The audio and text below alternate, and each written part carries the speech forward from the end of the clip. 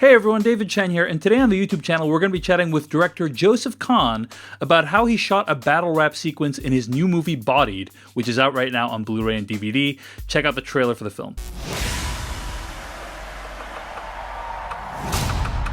Battle rap is a street fight.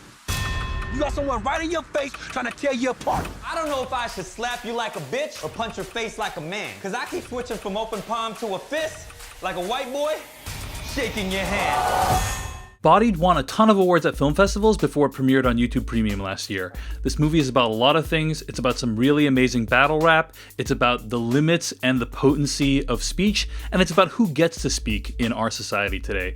I'd recommend you check it out. Now today on the YouTube channel, Joseph Kahn is going to walk us through the opening scene of Bodied, and it's really cool to hear him talk about his technique and all the thought that went into some of the opening shots of this film.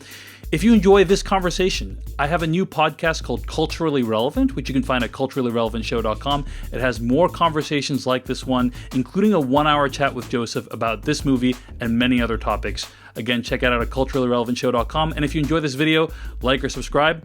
Without further ado, here's Joseph Kahn talking about the opening scene of Bodied. Hey, this is Joseph Kahn, and I'm here to talk about the opening scene of Bodied with David Chen. So, I always plan. Are you looking at the video? I'm seeing it, yeah.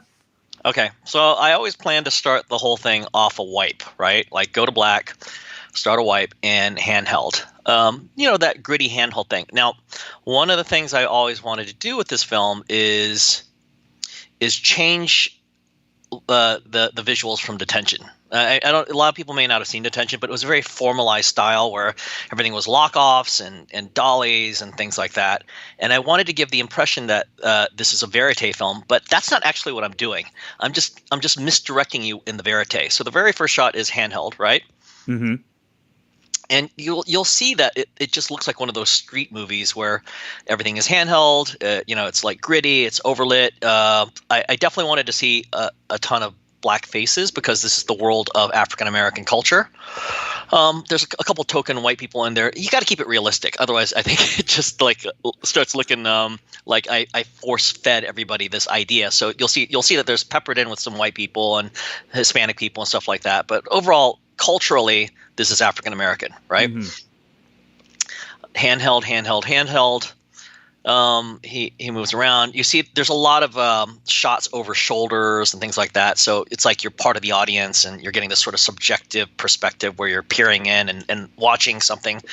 And also the focus isn't very great. Now, here's the first break in that whole style. All of a sudden, I'm on a crane. It's lock off, right?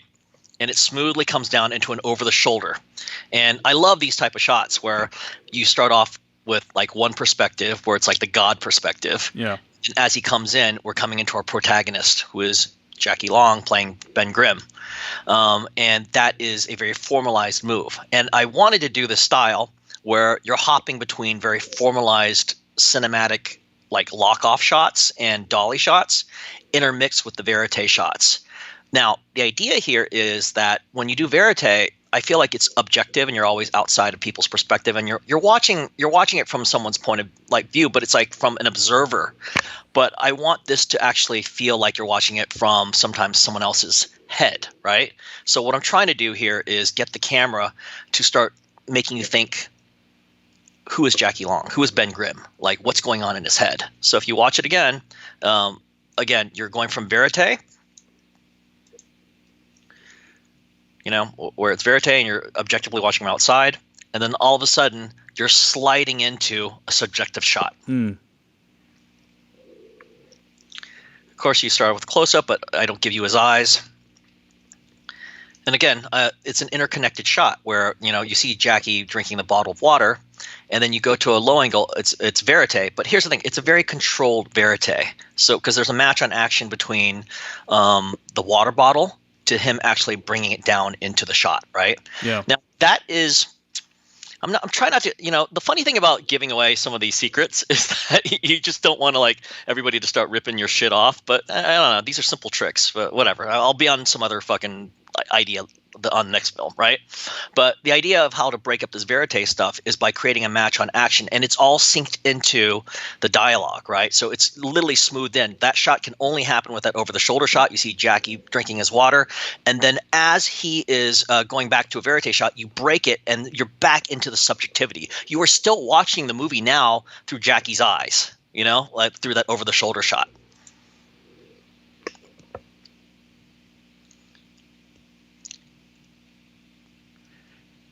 And then here's our first break in the verite style too. And all of a sudden, I bring in this graphic motion, right? And it's the first time you've seen this particular effect. And I think it's kind of shocking for a lot of audiences. But again, I'm breaking the verite style. It is now obviously in a subjective point of view. What we are watching is we're not outside observers watching a battle rap like you're watching a documentary anymore. You're now watching from people's perspectives. You're watching from an eyeball. And when you have something like this happen, what it signifies to me isn't the attempt isn't here that you are being fancy with the camera and stuff like that, or fancy with the motion graphics, but you have broken the boundary between subjectivity and objectivity. This is not obviously something that's happening in an objective point of view. It is a subjective point of view. You are so wrapped up into the demonstration of the battle rap that it's literally visualizing what he's doing. You are in his head. The other thing that's also an attempt here is that because I know that it's African American speaking and using African American lingo, there's going to be a huge chunk of the audience that just simply can't follow up. So what these graphics do on a certain level is they're translations. They're translations for people that aren't part of the culture, whether you're white or even like Asian or whatever it is. This helps you clarify what he's talking about. So we've seen like this journey from basically an objective point of view, like outside, we're observing from the outside, to now we're very much in a subjective point of view, and that's reflected in the graphics as well. Yeah, so it's a combination of blending that verite camera, but creating little match cuts, creating like graphic subjective ideas to deliberate uses of lock-off cinematic ideas of conventional Hollywood framing that either go over the shoulder or lock off or clarify particular moments, So again, and here's the other thing. This is another example of verite leading into something else. Like verite, a lot of times you're just sort of capturing stuff, but this is controlled capture. Like he's walking into a two-shot.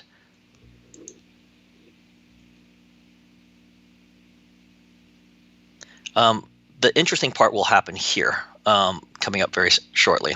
So do you see how the camera is now moving towards him as we're backing off and we've come to a close-up on Ben Grimm, right? So if you notice how the camera is now moving in, and by the way, it's motivated by Extract walking back.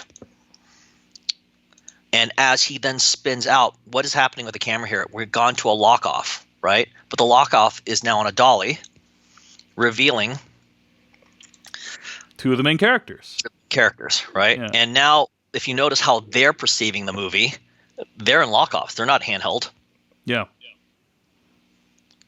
So all of a sudden, their world is different from the world out there. While there was this sort of fight of a perspective, they are literally locked off, and we're watching it from a debate point of view. So the camera is very, very subjective. It's conventional filmmaking. It's almost like this could be a TV show at this point, right? It could be like any sort of conventional two white people talking to each other, whatever. And so it's like shot reverse shot, basically. It's very standard. Shot. It's very standard in context of how it flows in and out of this verite world.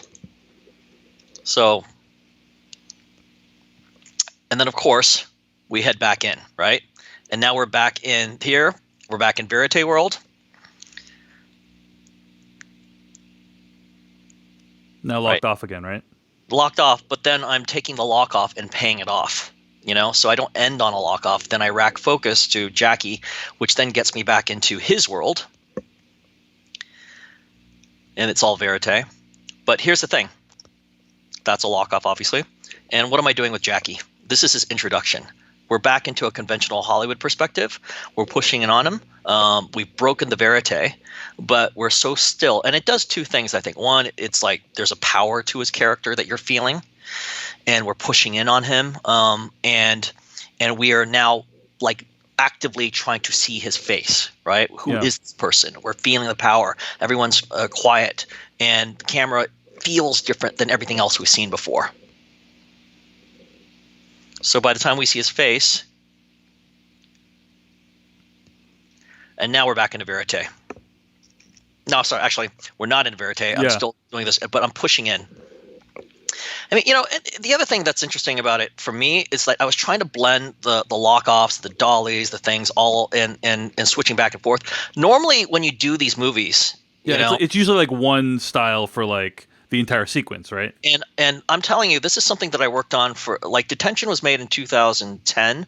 This was shot in 2016. I started working on the style around 2012, so it took me about 4 years just to work out in my head how to work lock-offs and handheld and stuff like that. And the first time I actually did it was on, believe it or not, a Bruce Lee CGI commercial for for Johnny Walker. Yeah.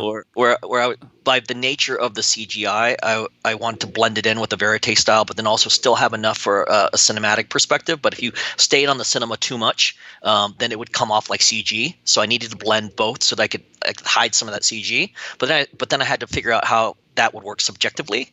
So that's what's happening here. It's an extension of that style that I originally started creating for a Bruce Lee CGI commercial. Yeah. Which, by the way, also why I'm so heavily a big proponent of Bruce Lee and so offended by Once Upon a Time in Hollywood, because I actually know Shannon and had to be in his head, and I feel for that man every time Tarantino shits on him. Anyways, continuing. Just had to throw that in there, Joseph. Yeah. But so tell me about like what is a trick you learned to blend these styles, like, because this is a lot of different kinds of camera movements. It's a lot of different styles of camera. How do you kind of keep it all straight in your head as you're shooting it? Well, this was all storyboarded out. Like every camera move here was the lock-offs first thing. Every movement here was storyboarded out. You're not a show up on set and like let things flow organically kind of guy. No, I can do that. I'm happy to do that. I mean, like shooting as many music videos and commercials as I do, I have a million different styles. This is a very specific style I created for this movie, which is radically different than Detention. So it's literally, and my next movie will have a completely different style. I mean, I don't really love giving away my intent and secrets and stuff like that. But you're David Chen, probably the only fucking person that's Asian in podcasting. So you get my vote, and I'll do it for you. Thanks, Joseph. Appreciate that. All right. So we have the handheld here, right? Going back into it. So again, it's simple low angle showing how powerful he is. Because, I'm a huge believer in where the eye line is, right? Mm-hmm. And it's just pure physical evolution. You place a camera lower, the audience is literally lower.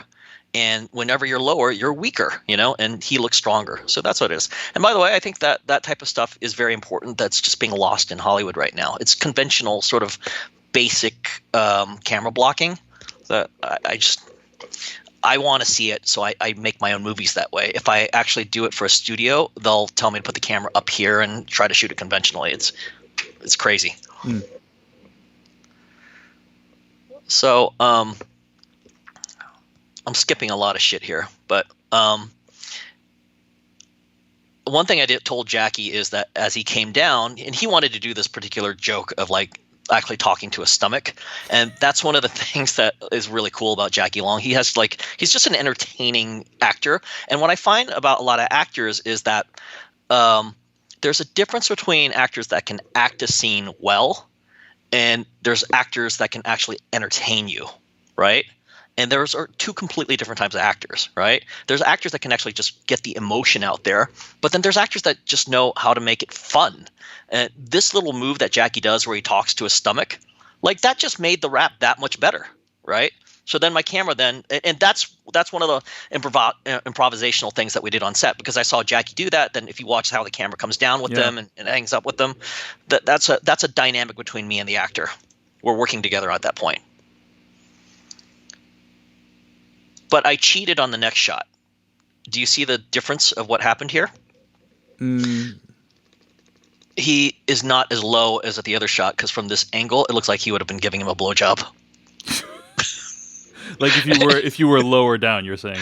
Yeah, so I Yeah. told Jackie, we can't do that to your character, so we're going to cheat here. Audience doesn't know that, but Imperceptible. and that's the other thing I also notice about continuity. Continuity is bullshit. The intent is more important than the continuity because the eye doesn't track stuff, right? Even when you're looking at this right now, your eye's doing the saccade. It's moving 17 times a second, scooting around the scene.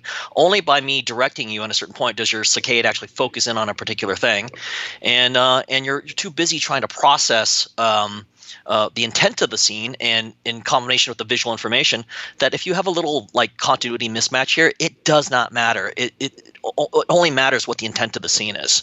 So I lifted him up a little bit more and it still feels good. It still feels like the previous action, but it's a complete cheat. He's literally like 2 feet above where he was before.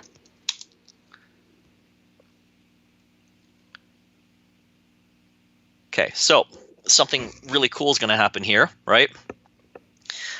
And by the way, the flow of wide shots to mediums to close-ups and stuff like that, that's all predicated. That's all edited before I even start shooting. So Jackie says his thing. He insults him, and he steps out. And watch this. Now, the audience will never know that at this point I am now in a lock-off world. But when I'm in a lock-off world, what am I doing? I'm going back into the white world, right? So Jackie does his thing.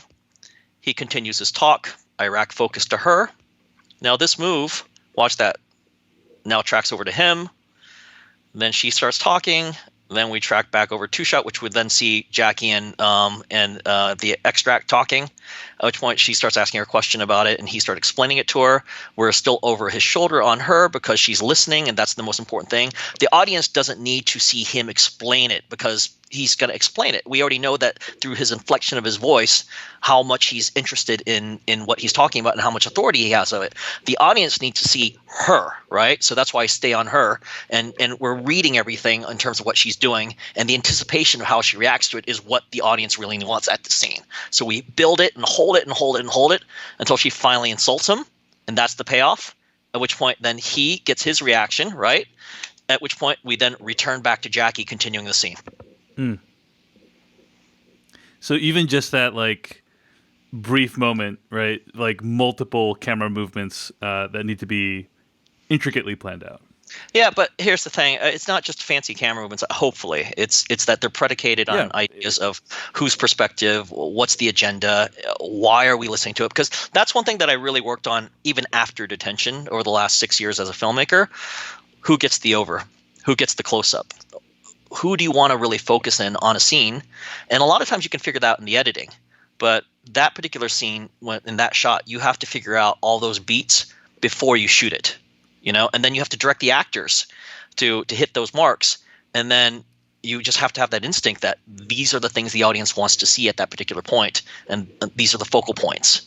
It's a gamble, and that's the type of shot that will never exist in a studio film because you have literally taken away every editing option that a studio has. You cannot re-edit that scene. There are no more takes of that scene.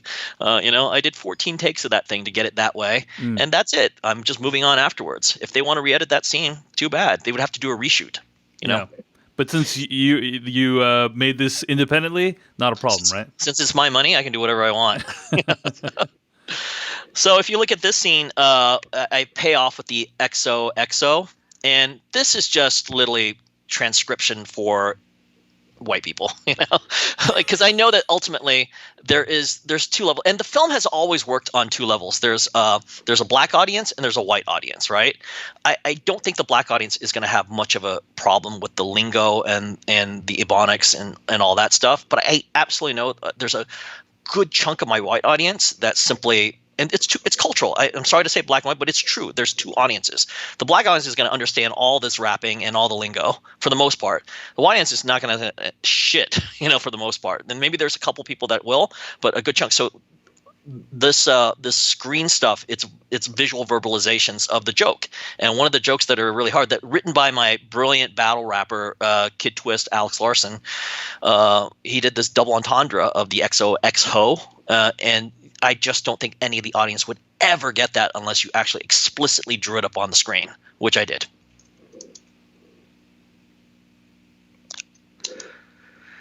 then, of course, it's a lock-off, right? And as he walks, again, predicated on the idea of subjectivity. As he walks, you see it's a lock-off. He comes in. Now we're in his POV, reciprocating that idea of that movement. Then this isn't quite a POV, is it? But it's a feeling of a force that you feel Ben Grimm's presence. And I love things like this because it makes you feel the acting of the other actor, even when he's not on screen. You know, the camera is you're literally in his shoes. You know, it's not a POV shot, but it's almost like where his body would be. Like that's where this camera is, right? I call this what's the word that I came up with it? I call this intersubjectivity. That's what I call it. You know, where sometimes you have a subjective perspective that's like on a specific person, you have an objective perspective that's outside, and sometimes there's a collective subjectivity, right? This is clearly not an objective shot, but it's clearly not a POV. It's an intersubjective shot that's a combination of the audience and Ben Grimm and him, you know? And that's what I love. I feel like certain filmmakers like Spielberg get there and Fincher get there, you know, but not a lot of people actually get to shots like this, you know? So I'm stealing it from the best, basically. And then, of course, we're finishing up, you know, and like coming into a two shot, again, coming over this way. And, this is just very simple blocking in terms of telling a story. You know, he comes up into a two shot, he's confrontational, but then he steps back and you haven't done anything. And now he's on his shoulder. And now the entire audience, you have literally done a frame where it's confrontational. And when he steps back, he has now folded himself into the audience. And the proscenium behind him is now collectively judging the attack, right? Yeah.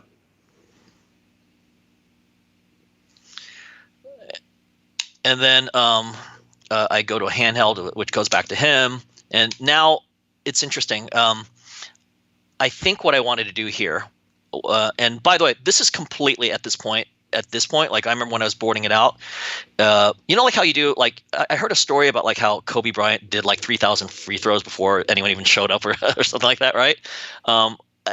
Like I'm doing muscle memory at this point. I remember when I boarded this out and I went handheld on them. It wasn't, I didn't even think about it. It wasn't like whatever. It was just like I had been doing so much thinking about like how these scenes should work. In retrospect, I know exactly what I was doing. I went in handheld because I wanted them to feel completely integrated into the audience at this point, right? The feeling of them now completely lost in the middle, but it's so clear that they're stuck out of it. But now all their reactions are happening in context to being surrounded in the world. So that when she's saying this really nasty shit to him, right? It's now in context. And then, of course, the finale of this particular scene, which is here. And now, by the way, I'm operating camera here. I have Jackie was making fun of me because I had a Movi on me, and I also had a reflector card, right? So a Movi, for those who don't know, is like a very large handheld rig that is like free floating, right? Yeah. So yeah. I got a Movi, and I've got a little reflector card that I'm holding, and I'm running around him. This is a hard shot to do. Yeah, that's hard to do. That's hard to do. I'm like running around him. I'm doing this. And then I get to him, let him back out. I'm on him, and shot's done, slow motion, and that little thing right there. And that's it. And you can figure out what that water bottle means yourself. All right. Well, Joseph Kahn is the director of Bodied, which is available right now on YouTube Premium and also on Blu-ray and DVD. Joseph, thanks for sharing some of your secrets with us today. Sure. Thanks.